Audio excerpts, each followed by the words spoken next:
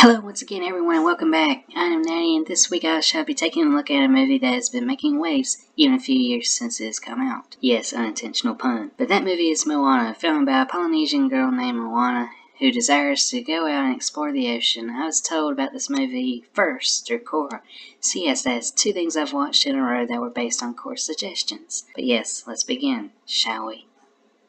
The movie begins with a mythological tale about the creation of the world and how it is doomed thanks to the decision of one demigod. I will point out mythology is one of my favorite subjects to study, and I find it interesting how there are a few belief systems in the world that begin the creation myths with the world being entirely ocean. It's actually quite interesting how many of the religions of the world share many ideas and stories with each other, but that's another topic I could go on about some other day. But yes, the entire world was filled with ocean when one laid down and became an island, the first island of the world. Their heart, which made the world flourish, was then stolen by a demigod. The world then began on its end once the heart was taken away, and eventually the world will end when darkness consumes the whole world and inevitable death reigns supreme. Once again, my studies in mythology find this really interesting, but I'm sure not many of you care to hear me go on about it. So let's get back to the movie. This is where we are revealed to Moana, who has been listening to the story as a little girl. She seems amazed by it while the other kids are terrified and frightened by it. She is soon found along a beach exploring it and the water nearby, which parts at her footsteps. She also saves a turtle from birds so it can reach the ocean. This is an interesting touch, as this is actually something that happens in nature. I have seen documentaries and the like. It's not interest of mine, but back to the movie yet again.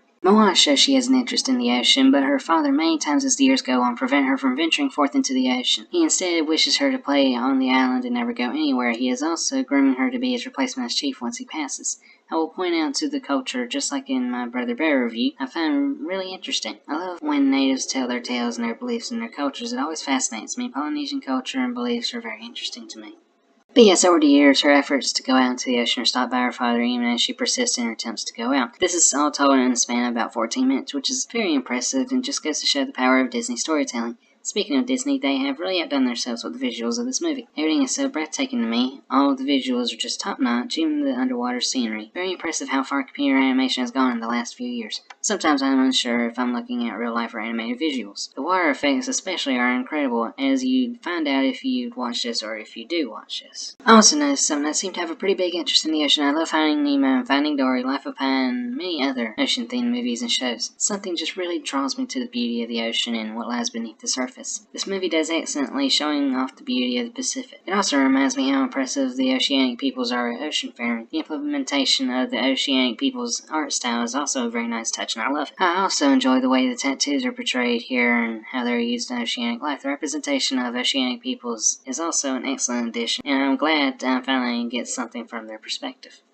After her first attempt to sail outward ends in failure, her grandmother takes her in and tells a final story of the people that Moana had yet been told. Moana then finds out that her people are seafaring people and voyaged often. This all changed when Maui stole the heart from the mother island. Like told in the beginning of the movie, once this happened, voyagers began never coming back and was soon outlawed to travel beyond the safety of the reefs of the island. Moana is then told someone would someday sail out beyond the reef and return Maui to the mother island to return the heart of Te Fiti and save their people. This is heavily hinted that Moana will be the one to do this. I also really love the relationship she and her grandmother have. It's not often we see this in a Disney movie, and I love the bond that they have, and it's fantastic. I can relate to it rather well, too. It is clear she cares for Moana very much and only wants to help her in any way she can and be a guide for her granddaughter. This is very sweet and touching. This scene is followed up by quite an emotional scene where Moana's grandmother passes in and is really hard on the emotional levels, as all Disney deaths tend to be. She tells Moana in some of her last words to go out and find Maui, as the ocean chooses Moana to do so. Interesting how Disney took the Chosen One story type and to tell this movie. They took it and made it something creative. Moana then sets off using one of the boats she had recently discovered from her ancestors' previous travels. She at first thinks she's alone, but she is joined by an animal companion and are rather cute in their own way with their own personality, even if they don't talk. Interesting that there is a Disney movie without talking animals. A first for me. She is joined by her pet rooster, Hey, who is slightly behind mentally as hinted earlier in the movie in one discussion. I love how Moana defended them, a clear reference towards how disabled people shouldn't be shunned just because of their disabilities. Nice one, Disney. I also want to take a quick moment to say the voice acting is wonderful in this movie, and I love how well amaziiiing does in this movie, both in voicing and singing. True talent right there. Also a Hawaii Islander. Very impressive for her, as she is not even 18 yet. Very stunning. Excellent talent she is. Back to the events of the movie. Moana is caught in a typhoon, which shipwrecks her onto an island. This island just so happens to have Maui on it. Moana tries to convince Maui to board her boat and return to Heart, but he is very resistant to this, and then he goes into a song. You're welcome. There are many references within the song that references many of the beliefs and stories that include him within. I know of those two, and they're all very interesting on their own. But yes, back to the movie for like the 1000th time. Eventually, he storms off the island, stealing Moana's boat, but she is soon back on the boat thanks to the ocean helping her. Here's where the two really began sharing dialogue between each other. I will say it seems an odd choice to me that they added Dwayne "The Rock" Johnson into the movie to do a voicing role, but he does his part very well. I know he is in quite a few movies currently. He's one of the big stars, so that likely is why Disney chose him. But yes, he does well. They are soon interrupted on their sailing journey by a coconut-armored group of pirates, but they soon outwit them and escape, Heart still in their hands. Moana then convinces Maui to return to Heart so he can be hailed as a hero instead of the one who doomed the world. This is followed by Maui gradually teaching Moana how to wayfind, or sailing as she called it at first. It was agreed that they must find his fish hook first before they can go and return to Heart. That way Maui could take on the lava demon. To do this, they must go to this island where a coconut crab named Tamatoa is.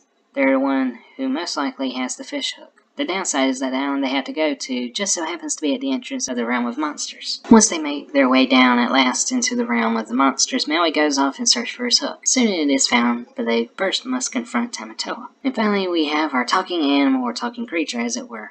Hooray! Moana makes this anthropod begin singing about himself as a distraction, and before long this plan all works out as the hook is caught and they make their escape once more. Once back on the water, Moana listens to a story Maui tells her, and she teaches him a lesson for him to be himself. He finally does try this out, and he finally finds he has his powers and abilities back in line, all because he is trying to. It is by now that Maui and Moana finally become friendly towards each other. Before this, they were at odds often, with them all bonding and such. Moana is taught via montage how to wayfind, and the second act comes to an end. The first act, by the way, ended when Moana set off on her journey. The third act begins when the two finally arrive on Te Fiti. They are then confronted rather instantly by the lava demon. I would spell it, but it involves a character I cannot type, so I'm sorry for that. During the fight, Maui's hook is badly damaged, and this leads him to become furious and abandons Moana. This leads Moana to tearfully ask the ocean to find someone else to do her job, but her grandmother's spirit comes back and tells Moana to find her true calling. She lifts Moana's spirits back up greatly with her advice, and this remotivates her. She takes back the heart she had previously thrown into the ocean in frustration, and she goes forth to take on the lava demon on her own, and so she can restore the heart to Te Fiti. Maui soon comes back as well, as he had a change of heart. Maui battles the lava demon as a distraction as Moana goes to restore the heart,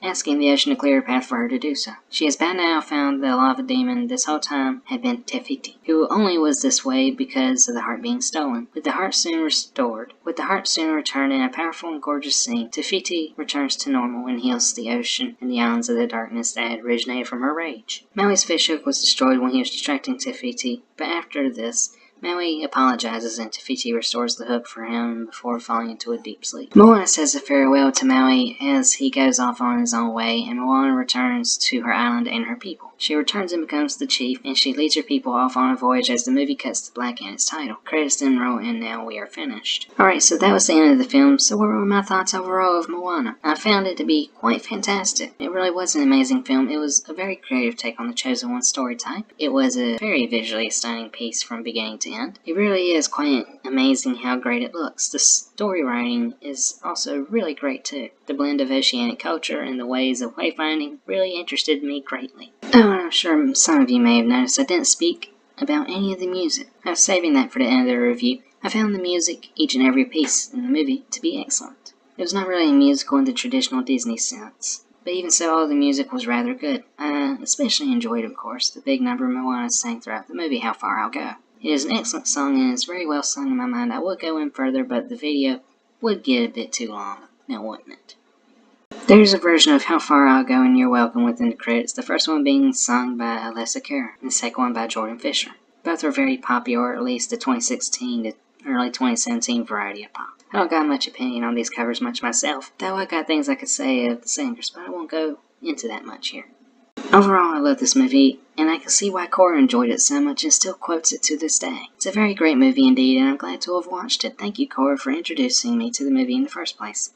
As for everyone else, I think you should watch this movie anytime you can. It's really good. It's got my shining approval all over it. Alrighty then, so that brings us to the end of this entire thing. I will say it was quite a joy to sit back and watch something like this.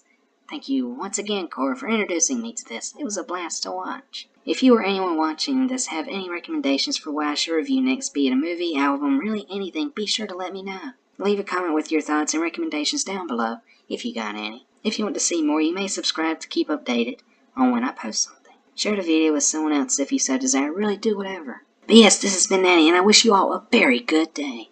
Bye-bye.